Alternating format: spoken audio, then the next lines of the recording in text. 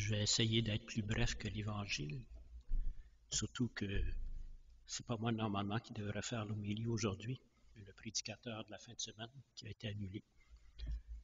Mais on peut remarquer peut-être deux choses dans ce beau récit de la femme samaritaine.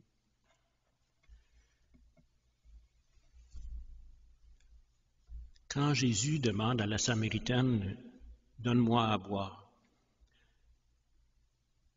la femme répond « Bien, comment toi, un Juif, tu me demandes à moi, une Samaritaine, de te donner à boire, alors que nous sommes pas en très bonne relation, Juifs et Samaritains. » Et Jésus répond « Si tu savais le don de Dieu, et qui est celui qui te dit « Donne-moi à boire », c'est toi qui lui aurais demandé et il t'aurait donné de l'eau vive. » Et la femme répond « Seigneur, tu n'as rien pour puiser et le puits est profond. »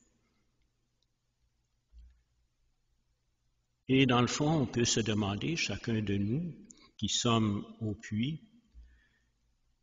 et qui avons, nous l'espérons, un seau pour puiser, à quel puits nous puisons? Jésus dit en effet, quiconque boit de cette eau aura soif de nouveau. Peut-être que notre puits n'est pas le bon puits, ou bien le seau que nous avons n'est pas le bon seau. En fait, ce que Jésus dit, c'est qu'il va nous donner de l'eau. Nous n'avons pas besoin de seau. Et c'est là, c'est ce qui est important, c'est ce qui est intéressant. Celui qui boira de l'eau que moi je donnerai n'aura plus jamais soif.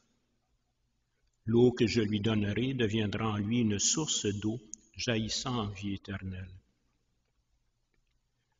C'est comme si l'eau que Jésus nous donne, ce n'est pas simplement de l'eau, ce qui est évident, mais c'est aussi une semence qui s'enracine en nous pour devenir une source.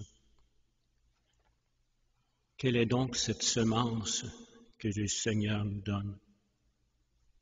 Bien sûr, sa parole, son Esprit Saint, toute personne qui s'enracine en nous, qui prend racine et qui devient une source jaillissant en vie éternelle. Et c'est sans doute là qu'il faut s'attacher. Nous avons sans doute plein de puits que notre technologie nous permet de creuser, plein de seaux que l'on peut agiter avec toutes sortes de technologies pour aller chercher l'eau dans le fond du puits. Et pourtant, nous avons toujours soif. Il faut nous tourner vers le Seigneur et recevoir ce qu'il nous donne. Accepter le don du Seigneur, sachant que ce don deviendra en nous une source jaillissant en vie éternelle. Alors laissons-nous donner cette eau vivifiante.